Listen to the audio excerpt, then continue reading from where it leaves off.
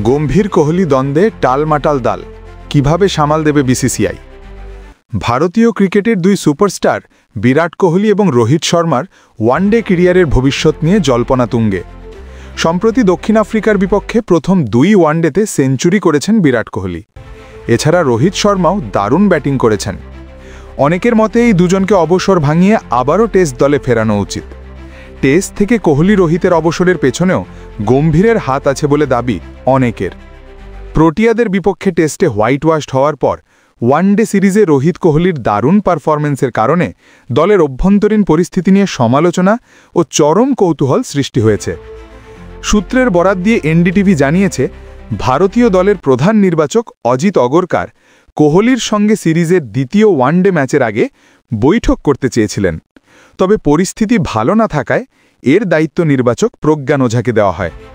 NDTV আরও বলছে, এরপর কোহলি, রোহিত এবং কোচ গৌতম গম্ভীরের সঙ্গে দলের আভ্যন্তরীণ সমস্যাগুলো নিয়ে আলোচনা করেন ওঝা। সোশ্যাল মিডিয়ায় প্রকাশিত কিছু ভিডিওতে দেখা গেছে, কোহলি এবং দলের অন্যান্য সদস্যদের মধ্যে বেশ উত্তপ্ত বাক্য বিনিময় হয়েছে। কোহলি ও গম্ভীরের সম্পর্ক মোটেও ভালো নয়। গম্ভীরের কঠোর কোচিং স্টাইল এবং দলের সুপারস্টারদের ছাঁটাই নীতি কোহলি রোহিতের সঙ্গে তার এই দ্বন্দ্বের কারণ হিসেবে বলা হচ্ছে। ঘরের মাঠে পরপর দুটি টেস্ট সিরিজে হোয়াইট ওয়াশড হয় প্রধান কোচ গম্ভীরের জন্য পরিস্থিতি কঠিন হয়ে উঠেছে। সামাজিক যোগাযোগ মাধ্যমেও চলছে কঠোর সমালোচনা। যদিও এখনই গম্ভীরকে সরানোর পক্ষে নয় বিসিসিআই।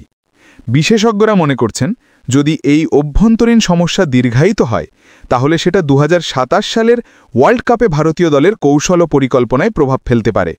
যদিও কোহলি রোহিতের ওয়ার্ল্ড কাপ খেলা এখনও নিশ্চিত নয়।